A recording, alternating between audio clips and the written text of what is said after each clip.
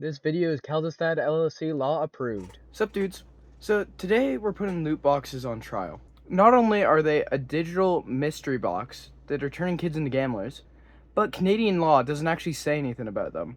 So let's grab your controllers and maybe a lawyer for your wallet, and let's break it down. If you've played games like Fortnite, Apex Legends, or Overwatch, you've seen loot boxes. But what are they? Legally. A loot box is a digital container you can buy with real money or in-game currency. You open up and you could get a random reward, like maybe a rare skin. You know, I've got a couple of those on Fortnite. Or maybe just some digital junk, which I have a lot of that just takes up your RAM. It's a bit like opening a pack of trading cards or spinning a slot machine. Random rewards with real money and virtual prizes. See, but here's what gets tricky.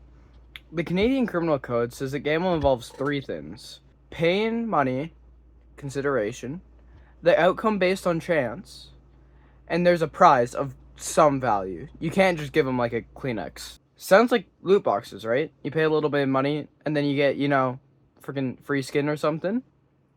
But here's the twist. No Canadian court has ruled that loot boxes are gambling. In fact, a big lawsuit in British Columbia against EA, Electronic Arts, was thrown out as the judge said there was not enough evidence to call loot boxes gambling. At least not yet. Right now, there are no specific Canadian laws targeting loot boxes, but some provinces like Quebec are considering new rulings to protect kids, but there's nothing that has been passed yet. Compare this to Belgium, where loot boxes are outright banned as gambling, and CSGO, one of the top sites to do this loot box system, has pulled its entire market out of Belgium and has helped kids spend less money on gaming per year as of any other country in the world. Why does this matter? Loot boxes are everywhere. 58% of Google Play games have them, and 59% of the top iPhone games also have them. Plus, nearly half of games rated 7+ include loot boxes. Research shows 93% of kids play video games, and up to 40% have bought a loot box.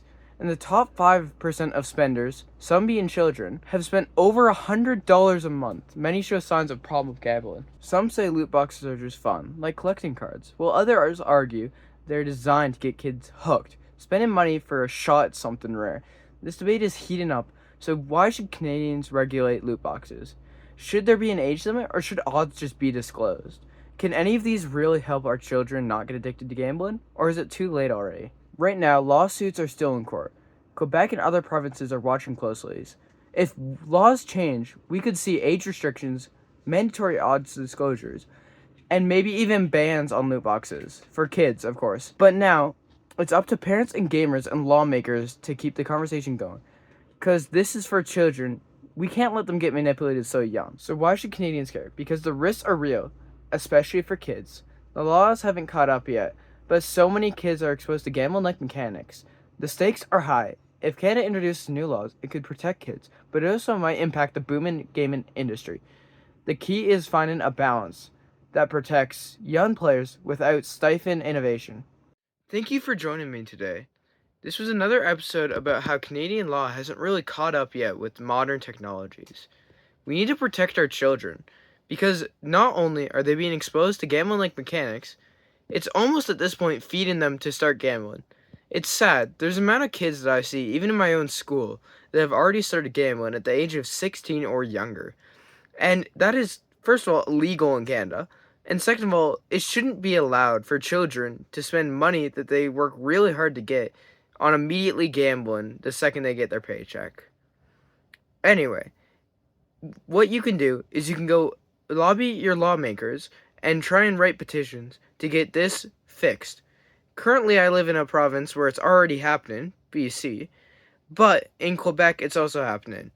Outside of that, our other 8 provinces and 3 territories seem to be lacking behind. Since 2019, Alberta hasn't even raised their minimum wage, let alone changed technology laws. Thanks for watching. Don't forget to like and subscribe. Here's a QR code to all my sources. Anyway, dudes, I'll see you in the next one. Thanks again.